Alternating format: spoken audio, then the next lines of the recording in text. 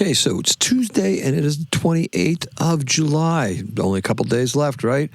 Shane here, daily-astrocat.com. And what do I got for you? Well, let's talk about this, okay? Because our moon is focused, and it's going to be weird, right? It's going to be a really weird moon because it's void of course at 2:11 in the morning, and then it's going to be focused in Capricorn until the moon enters Aquarius at 9:46 in the evening.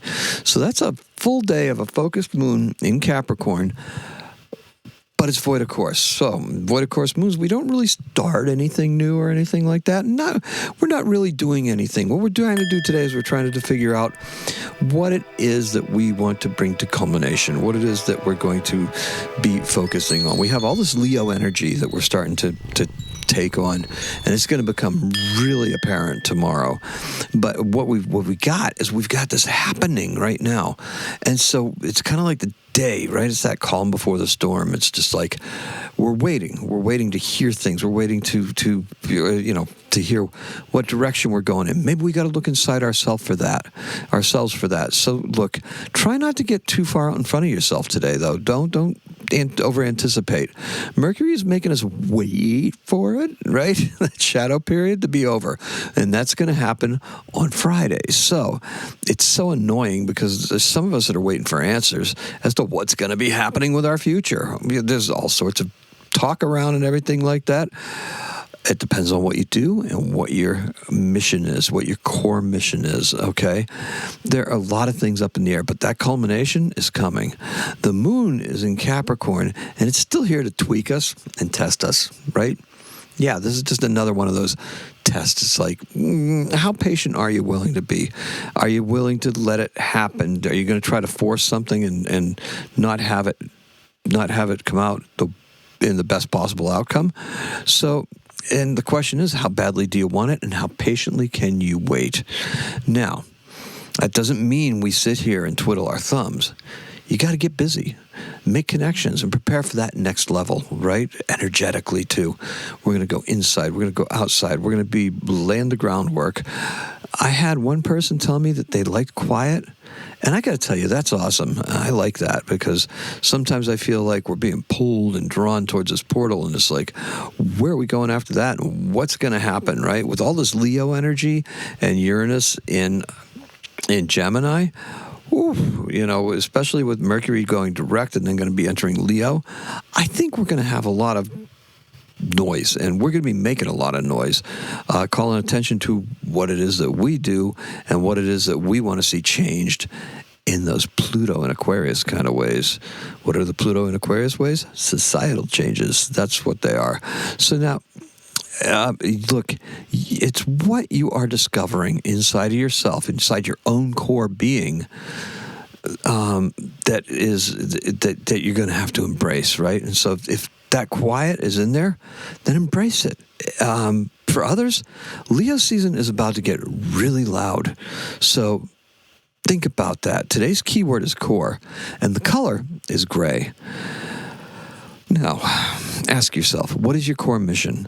This will vary from person to person. This forecast is centered around creativity and artistic expression for the most part. If I had to say, it's one thing. But unfortunately, the real world puts demands on us, like school, like children, like work, like there's things in life, partners and things like that. So we have to consider these things as well. This is what the astrology considers, right? What about capital investments and speculation? Look, we briefly touch on those because we're not an investment channel, and we don't try to be. And we don't try to even tell you that, we're predicting things per se. But what we're doing is we're giving you a feel for the flow and the energy of the day. Now, we can briefly touch on this stuff, but even if you're paying bills with like AI generated content or as an influencer, you still need to produce something, right? You're still producing something. So change. The chances are that that is also a creative endeavor. So today you're going to need to focus and reflect on your core mission. And it's okay to have more than one. It really is. But you will need to begin delineating a line where these missions don't overlap. So if you have two missions, they got to be separate. They can't be the same. They can't merge. Only because that's not good for the focus that you're going to need to be able to take those things into their next level, or to take it through the portals that are coming up, right? That's something else that's very important. The 808, the Lionsgate, right? We want to make sure that we're able to have some portability to that, so that when we do hit that portal, that we're able to transfer it or have it translate into that new into the new light codes and all that stuff, right? The things that are going to change as we get into those portals, and as we start to elevate our vibration. Now, does it change automatically? Does it change over? No, it doesn't really. But you will feel it, because you're going to feel like you're talking at a higher level to a more enlightened audience. So that's one thing that you can come from it. Now, Leo season wants us to take credit for our successes and boost our name recognition. So now let me ask you a question. What are you choosing, and why? You can leave that in the comments. Now, the void of course moon in Capricorn is our opportunity to see what is potentially holding us back. That's right, because it's resisting and obstructing you. That's what Saturn does. Even retrograde Saturn is like, let's see what we got. Now, how innovative you are getting over, trying to get over that. That's another thing that's going to be very much in your favor, and very Saturn retrograde, and very Saturn as the ruler of Aquarius, not just the ruler of Capricorn. So it's not just the limitations, but now we've got possibilities that are opening up to us by being able to address these things and move forward.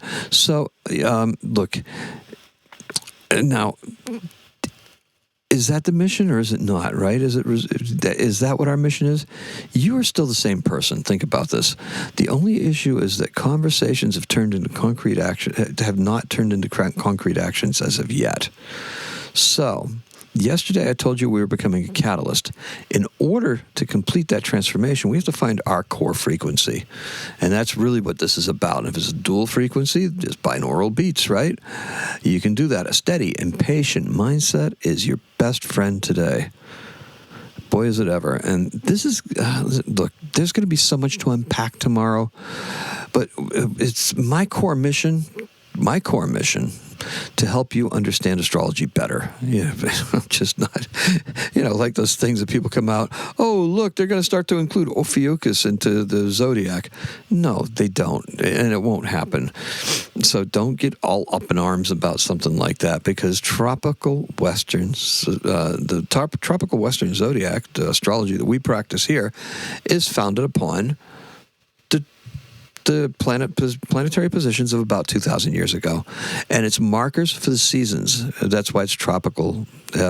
Sidereal is the Vedic astrology, and that is more, it follows the processions of the stars and stuff like that. So those signs are different, and that is more like what they're trying to tell you with the Ophiuchus thing.